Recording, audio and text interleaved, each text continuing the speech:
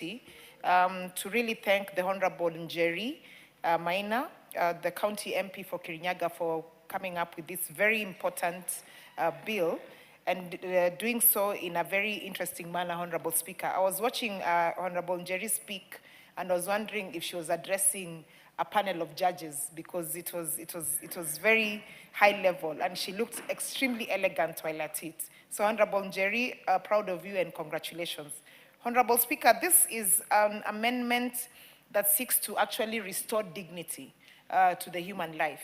Because, Honorable Speaker, not only does it touch on a very important aspect, which is patients who go in for emergency services, because we all know at that particular emergency level, sometimes determines whether or not someone is alive.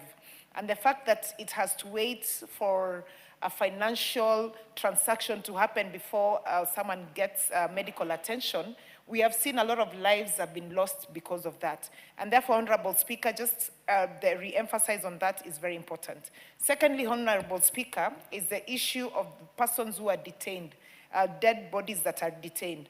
Because, Honorable Speaker, and as someone else has alluded to it, a dead body has no value. You cannot take it and go and sell. Even if you want to harvest organs, organs are harvested prior, not before life is completely lost. So these dead bodies have no value. But also, Honorable Speaker, the fact that we are criminalizing this is even more important, because if you look at the legislations that are in some of the countries like South Africa, the United States, in India, the legislations are very specific in terms of criminalizing the offense of any person in charge of a public health facility. And I like the use of the word a person in charge, because the buck stops with the leadership of that particular health facility. He or she must ensure that the people who are working in that medical facility are not undermining this law, because he remembers that he or she will be the one who will be charged. So this is a very important aspect, and it also just gives strength to the section 137 of the Penal Code, which hinders the declining of providing dead bodies for that particular case. Honorable Speaker, also the aspect of having alternative payment plans. I think that's very important, and Honorable Mukunji also alluded to this, so that we also don't have situations where people are taking advantage of this particular law, whose main aim is to restore dignity.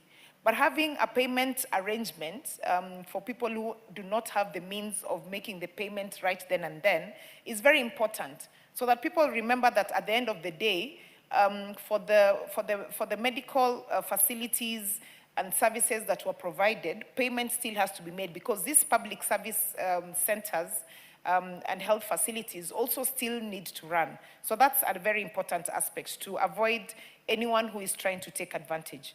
And Honorable Speaker, if you look at the very many cases that we have had in our country, of families where people have not been able to get the dead bodies of their loved ones for as long as even 20 years, it's very unfair.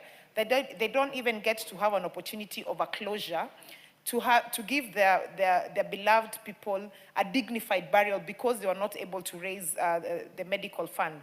It's a very unfair aspect, and so this actually really helps the families, because for us in the African society, giving our loved ones a befitting farewell is a very important aspect of life in terms of its end and continuity of those ones who are still alive, for them to be able to have the comfort that they did give their dead person a befitting farewell.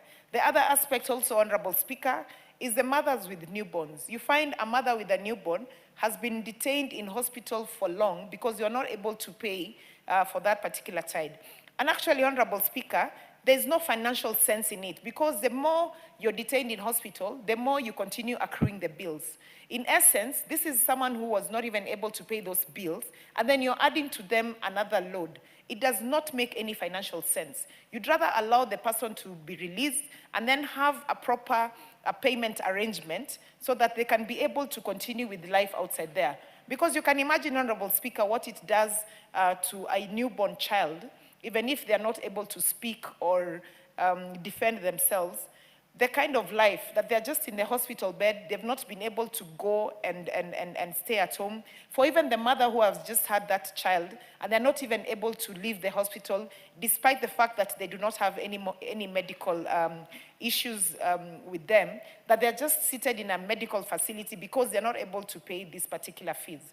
So, Honorable Speaker, I just want again to retaliate, and especially in terms of what the bill is speaking to, because the bill is very specific in terms of public health facilities, and number two, the aspects of criminalizing any offenders to this particular bill. I think those are two very important aspects to this particular amendment, and therefore, with those few remarks, I'd like to just register my support for this bill, and I thank you.